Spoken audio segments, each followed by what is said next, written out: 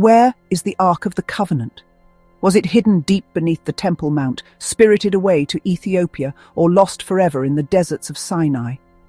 For centuries, the Ark has been the greatest treasure hunt in human history, a quest for a sacred chest said to hold the power of God himself.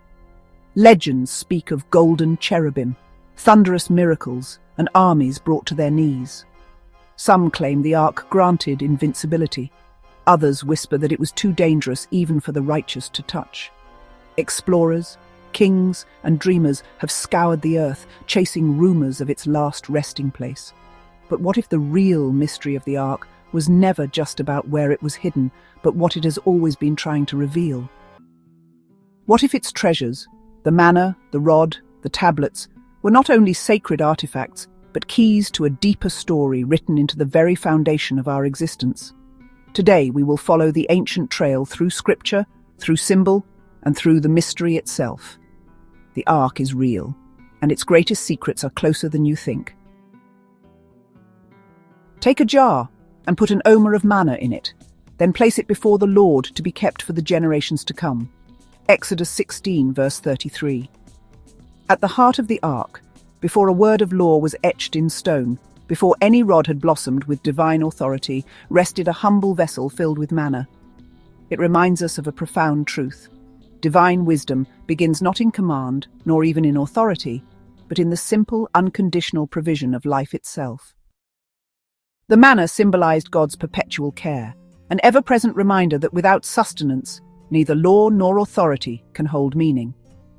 This first revelation calls us to humility. We learn that true spiritual insight is first and foremost existential. We must be sustained, held in being, before we can receive deeper truths. We live not because we earned it, nor because we understood it, but because God chose to sustain us first. Understanding the Ark thus begins with awe-filled gratitude for divine provision, life freely given, forever remembered. Place the staff of Aaron before the Ark of the Covenant to be kept as a sign. Numbers 17, verse 10. The Ark did not simply house sacred items, it brought them together in perfect harmony. Consider how the manna of divine sustenance, Aaron's blossomed rod of divinely granted authority, and the tablets of law mutually reinforce each other within that sacred vessel. The rod represents God's active authority, confirming that true spiritual power never stands alone. It needs the presence of divine provision, manna, and the guidance of structured truth, tablets, to fulfill its purpose. Thus revealed, the Ark teaches us about the necessity of harmony and balance in our spiritual life. Authority without nourishment becomes harsh. Provision without guidance grows chaotic. Law without sustenance becomes lifeless. God calls his people to house these truths together in their hearts and communities, never isolating one from another. For I have chosen him, so that he will direct his children and his household after him to keep the way of the Lord. Genesis 18, verse 19. Even before the giving of the law at Sinai, the covenant was already at work, hidden yet powerfully active. God's promises to Abraham and his descendants were not vague assurances, but foundational commitments providing life, authority, and order, even in anticipation. God gave Abraham the promise of sustenance, descendants, and a land. He granted Abraham authority, appearing and speaking directly to him, and he anticipated the future structure, statutes and commands to govern his people. Here is the revelation of continuity. God's covenant has always operated in this threefold dimension, waiting only for formal realization at Sinai.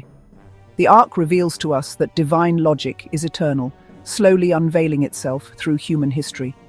We are called not only to recognize God's structured revelations, but also to see how our own lives today are still expressions of that timeless promise. When Moses approached the camp and saw the calf and the dancing, his anger burned, and he threw the tablets out of his hands, breaking them to pieces. Exodus 32, verse 19.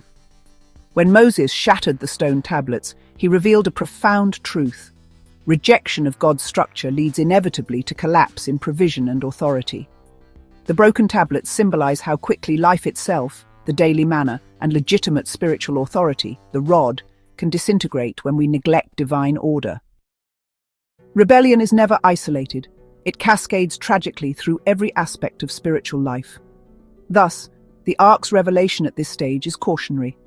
The gifts God grants us are powerful but fragile.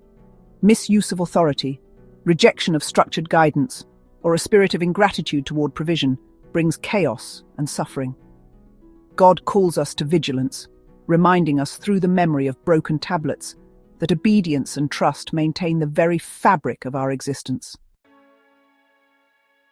Hilkiah the high priest said to Shaphan the secretary, "I have found the book of the law in the temple of the Lord."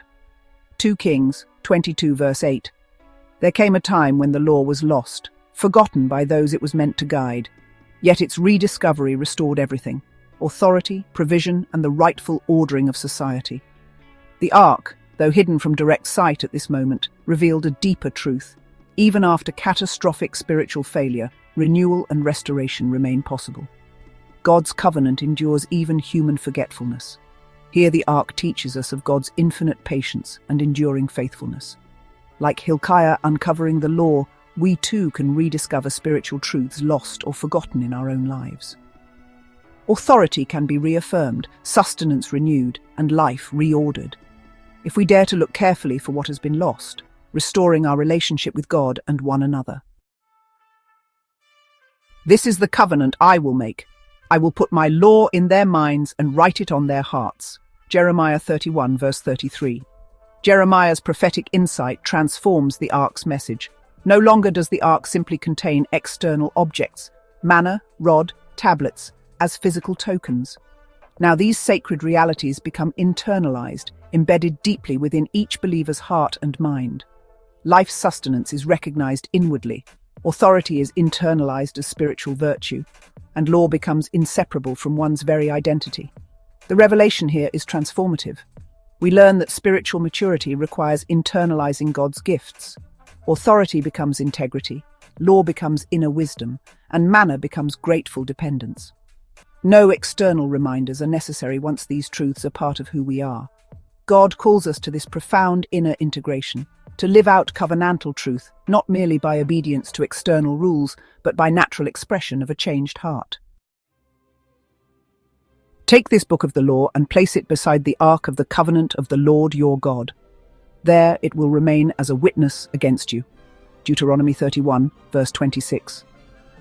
Finally, the completed Torah is placed alongside the ark as a witness, creating a self-referential structure. Now, the covenant is fully revealed, containing within itself the means for perpetual spiritual renewal. Just as Moses transferred authority to Joshua, passing the covenant forward, the divine system of life, authority and law is designed to sustain itself perpetually through each generation. This final revelation of the Ark is empowerment. The knowledge of God, His provision, and His governance are fully given. Our task is now to uphold and share them faithfully. The Ark no longer requires mysterious concealment. Its sacred principles are plainly available for us to embrace, internalize, and pass on. The divine logic, once hidden, now stands openly as a perpetual call to live fully within the covenant relationship God has lovingly established.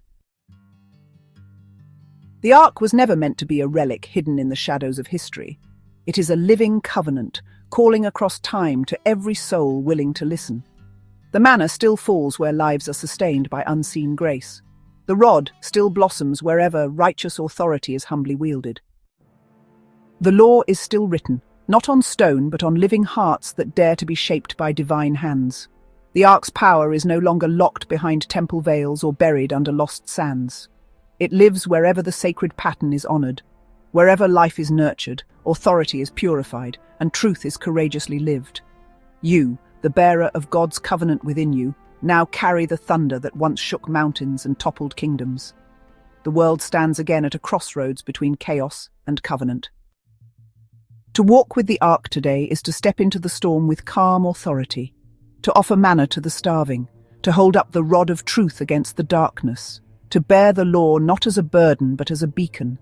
The Ark is revealed. The power is yours. The call is clear. Go forth, sustain, guide, transform, and let the world tremble once more at the presence of the living God within you.